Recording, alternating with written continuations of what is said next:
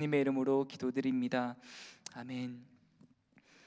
오늘 하나님께서 우리에게 주시는 말씀은 호세아서 9장 1절부터 17절 말씀입니다. 호세아 9장 1절부터 17절 말씀입니다. 저 여러분 한 절씩 교독하고 마지막 17절은 함께 읽으면 좋겠습니다. 제가 먼저 1절 읽기를 시작합니다. 이스라엘아, 너는 이방 사람처럼 기뻐 뛰놀지 말라. 내가 음행하여 내 하나님을 떠나고 각 타작 마당에서 음행의 값을 좋아하였느니라. 타작 마당이나 술틀이 그들을 기르지 못할 것이며 새 포도주도 떨어질 것이요, 그들은 여호와의 땅에 거주하지 못하며 에브라임은 애굽으로 다시 가고 아수르에서 더러운 것을 먹을 것이니라. 그들은 여호와께 포도주를 부어 드리지 못하며 여호와께서 기뻐하시는 바도 되지 못할 것이라. 그들의 재물은 애곡하는 자의 떡과 같아서 그것을 먹는 자는 더러워지나니 그들의 떡은 자기의 먹기에만 소용될 뿐이라. 여호와의 집에 드릴 것이 아님이니라. 너희는 명절날과 여호와의 절기의 날에 무엇을 하겠느냐?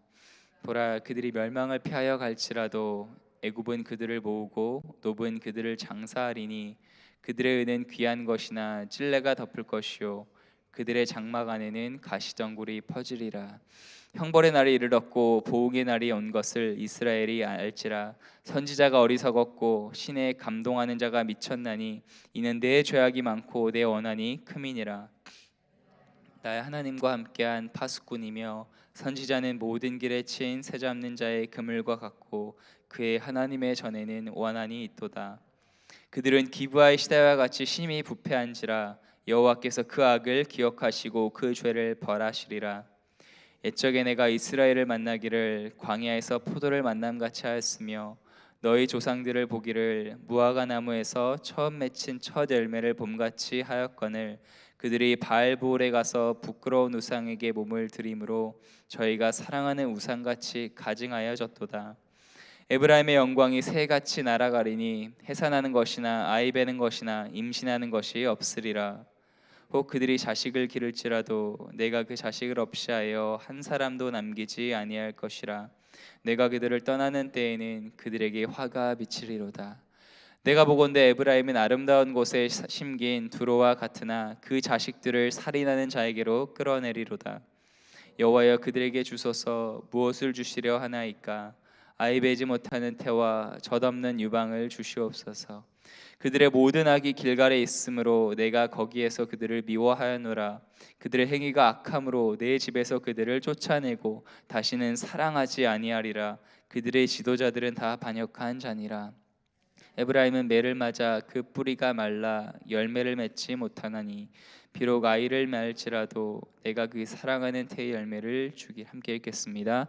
그들이 듣지 아니하므로 내 하나님이 그들을 버리시리니 그들이 여러 나라 가운데 떠도는 자가 되리라.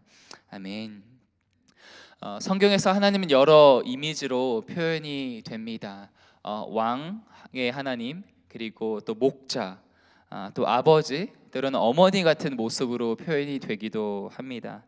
하나님에 대한 또 다른 중요한 이미지 한 가지는 남편으로서의 이미지입니다. 성경 전체에서 자주 등장하는 이미지인데 호세아서처럼 이 남편으로서의 하나님의 이미지가 자세하고 또 구체적으로 이렇게 제시되는 책은 없는 것 같습니다. 신약 시대에 와서는 예수 그리스도는 신랑, 또 그 교회된 우리는 신부로 묘사됩니다. 하나님의 남편으로서의 이미지는 하나님께서 교회된 주님의 백성된 저와 여러분을 얼마나 정열적이고 불타게 사랑하시는지 잘 보여줍니다. 저는 결혼을 하고 나서 영적 간음인 우상 숭배가 얼마나 심각하고 끔찍한 죄인지 새롭게 깨닫게 되었습니다. 평생을 함께하며 사랑하겠다고 하나님과 사람 앞에서 서약을 했는데 그 약속을 어기고 다른 남자, 여자와 간음을 저지른다? 생각만 해도 끔찍하더라고요. 비록 잘못을 깨닫고 돌아와서 용서를 구한다 해도 과연 배우자를 용서할 수 있을까? 잃어버린 신뢰가 과연 회복될 수 있을까?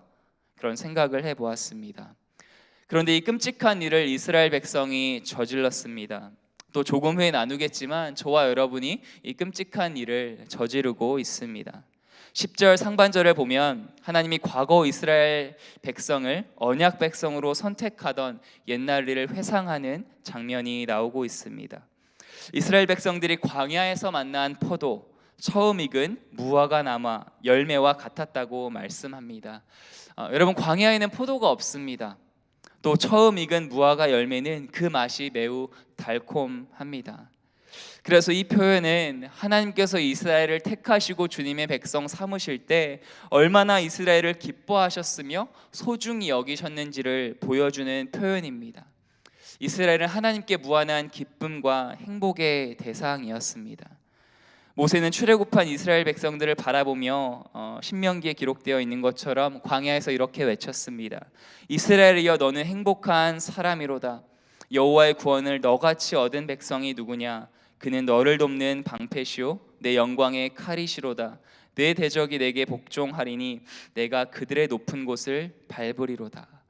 너는 행복한 사람이다. 너같이 행복한 사람이 어디 있냐? 하나님의 택함을 받은 백성이다. 이렇게 모세가 얘기한 것이죠.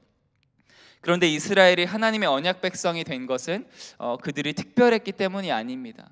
다른 민족보다 더 수가 많거나 뛰어났거나 특출났기 때문이 아니죠. 오히려 그들은 어느 민족보다 수가 적은 작은 민족이었습니다. 하지만 하나님은 그저 그들을 사랑하셨고 기뻐하셨습니다. 다른 이유가 없었습니다. 여러분, 사랑의 이유가 있습니까? 자녀가 태어나면 부모는 자녀를 그냥 사랑합니다. 연인이 사랑하게 되면 눈이 어두워져서 허물과 약점이 있지만 문제가 되지 않습니다. 상대가 어떤 능력이나 강점, 장점이 있어서라기보다는 그 존재 자체가 너무나도 소중하게 느껴지는 것, 귀하게 여겨지는 것이 바로 사랑의 마음입니다. 그런데 그런 큰 존재, 큰 하나님의 사랑을 받은 이스라엘 백성들은 하나님께 더 이상 그런 존재로 있기를 거부했습니다. 하나님을 떠나 이방 우상을 섬기며 사랑했습니다. 10절 하반절에 기록된 것처럼 바알 부올에서 음행하고 우상 숭배하였습니다. 1절 말씀으로 한번 돌아가 볼까요? 이스라엘아, 너는 이방 사람처럼 기뻐 뛰놀지 말라. 내가 음행하여 내 하나님을 떠나고 각 타작 마당에서 음행의 값을 좋아하였느니라. 이스라엘은 여호와 하나님의 사랑을 잊어버리고 저버리고 이방신 바알을 섬기는 음행을 저질렀습니다. 풍요의 신 바알에게 복을 빌며 쾌락에 빠져 있었습니다. 그 음행을 즐기며 좋아했다라고 기록이 되어 있는데요, 원어는 좋아했다라는 표현이 사랑했다라는 표현입니다.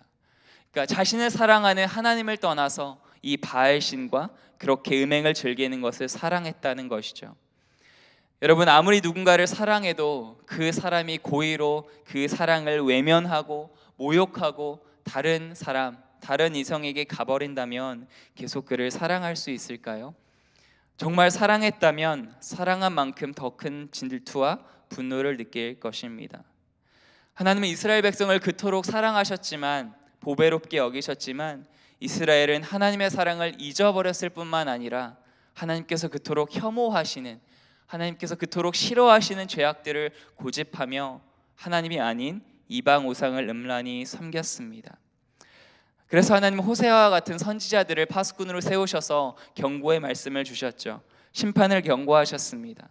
그래도 이스라엘 백성은 듣지 않았습니다. 선지자의 메시지를 거부하며 선지자들을 어리석고 미쳤다고 말했습니다.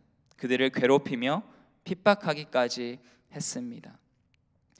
이스라엘 백성은 풍요의 신 바알에게 복을 빌었지만 그 우상 숭배의 결과는 복이 아닌 저주였습니다. 우상이라고 하면 바알신을 생각하고, 또 이스라엘 백성에게는 바알신이 우상이었지만 우상이 무엇입니까? 하나님보다 더 사랑하는 그 모든 것이 우상이지 않습니까? 하지만 우상은 많은 것을 약속하지만, 많은 것을 내가 줄 수 있다고, 도움이 된다고 약속하지만 정작 도움이 필요할 때는 아무 도움도 주지 못하는 무익하고 헛된 것입니다. 이스라엘의 우상 숭배의 결과는 2절에 기록된 것처럼 기근과 가뭄, 또 3절 약속의 땅에서 이방 포로지로 쫓겨나게 되고, 4절과 5절 거룩한 예배의 상실, 그리고 하나님과의 관계가 단절된 삶, 그리고 6절 죽음과 파멸이라고 하나님은 말씀하십니다. 사람이 하나님을 떠나 추구하는 모든 것의 결국은 허망한 것입니다.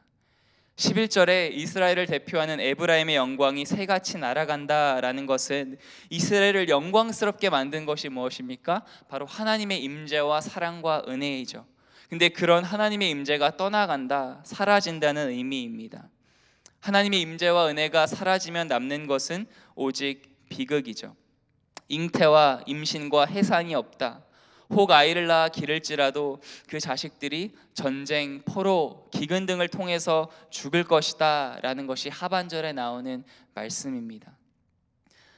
미래에 대한 기대와 소망을 전혀 가질 수 없는, 여러분, 어린 아이가 태어나지 않으면 어떻게 될까요?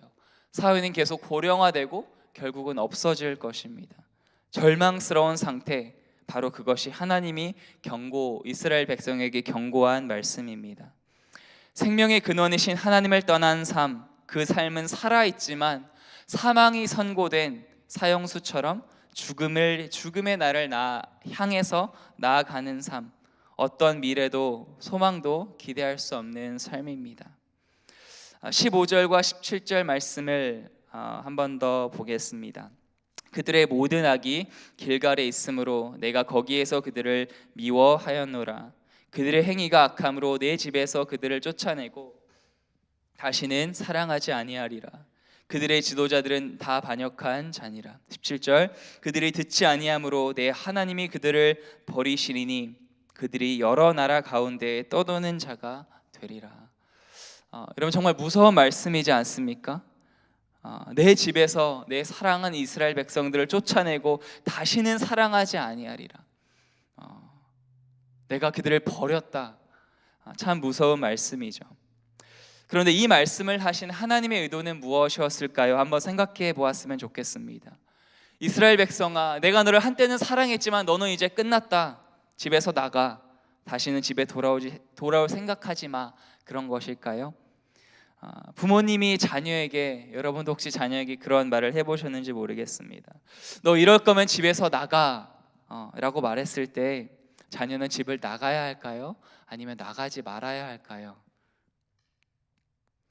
안 나가야죠. 집을 나가면 더 큰 화가 임합니다. 얼른 꼬리를 내리고 잘못했다고 비는 것이 정답이에요. 왜 그렇죠? 집을 나가라고 하는 부모님의 마음은 정말 이 자녀가 집을 나가서 다시 안 돌아왔으면 좋겠는 것이 아니라 자기가 잘못한 거, 그것을 깨닫고 뉘우치고 잘못했다고 말하는 것이죠. 그것이 부모님의 진짜 의도입니다. 하나님은 부정한 아내를 용서한 호세아처럼 부정한 백성인 저와 여러분을 포기하지 않고 사랑하시며 돌아오라라고 말씀하세요. 그게 바로 호세아서의 주된 메시지입니다. 왜 그렇죠? 끝까지 회개하지 않으면 결국 무서운 형벌의 날, 보응의 날을 맞게 되기 때문입니다. 이스라엘 백성처럼 저와 여러분은 하나님의 무한한 행복과 기쁨의 대상입니다. 하나님께서 저와 여러분을 얼마나 사랑하시는지 하나뿐이 없는 독생자 예수 그리스도를 십자가에 내어 주셨습니다. 그리고 성령님을 보내주셔서 우리와 늘 동행하여 주십니다. 왜 그렇게 하실까요? 여러분의 미모가 뛰어나서 그런 걸까요? 우리가 너무 똑똑해서 그런 걸까요? 돈이 많아서 그런 걸까요? 아니죠. 우리가 다른 어떤 사람보다 더 가치가 있거나 더 의롭거나 더 신앙이 좋아서 그런 것이 아니라 그저 하나님께서 저 여러분을 사랑하시기에, 기뻐하시기에 구원하시며 이 같은 은혜를 주시는 줄로 믿습니다. 우리가 이 하나님의 사랑을 안다면 어떻게 살아야 할까요? 적어도 이스라엘 백성의 그 이그젬플을 보았을 때 적어도 하나님이 싫어하시는 일, 여러분, 저희가 하나님께서 말씀하시는 모든 계명을 지킬 수 없다 할지라도 말씀을 보면 하나님이 정말 싫어하시는 것들이 있잖아요. 그런 일들을 고의로 행하면 안 될 것입니다. 또 하나님이 정말 기뻐하시는 일들이 있다면 그 일들을 하려고 노력해야 할 것입니다. 아울러 하나님보다 더 의지하고 사랑하는 것들, 우리에겐 우상이 있잖아요. 그런 말이 있잖아요. 인간의 마음은 우상 공장이다.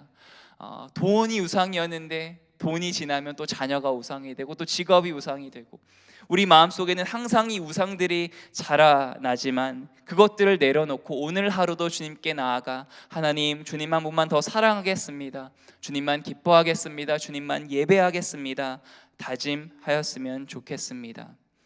우리를 사랑하시는 하나님은 우리에게 무슨 특별한 것을 기대하시는 것이 아닙니다. 특별한 믿음을 기대하시지 않아요. 바로 당신을 기뻐하는 삶을 살기를 원하십니다. 예수님이 말씀하신 것처럼 너희에게 나의 기쁨이 충만하게 하려 함이라. 그래서 경고와 심판의 메시지에 담긴 하나님의 마음을 오늘 아침 조금 헤아려 보았으면 좋겠습니다. 우리의 죄악, 우리가 하나님보다 더 사랑했던 것들로부터 돌이켜서 오늘 하루 전심으로 하나님만을 사랑하며 예배하는 저 여러분 되시기를 주님의 이름으로 축복합니다. 하나님 감사합니다. 호세아서 경고와 심판의 메시지를 통해서 우리의 삶을 한 번 더 돌아보게 하심에 감사합니다. 우리가 하나님께 선택받고 구원받은 것은 온전히 하나님의 은혜임을 기억합니다. 하나님께 구원받은 백성답게 오늘 하루도 살아가기를 소망합니다. 우리가 하나님보다 더 사랑했던 많은 우상들 내려놓고 정말 주님 한 분만 더 사랑하며 기뻐하며 주님 한 분만으로 만족하는 우리의 삶이 되어줄 수 있도록 하나님 은혜 베풀어 주시옵소서. 오늘 하루를 온전히 주님께 맡겨드리오며 살아계신 예수님의 이름으로 기도드립니다. 아멘.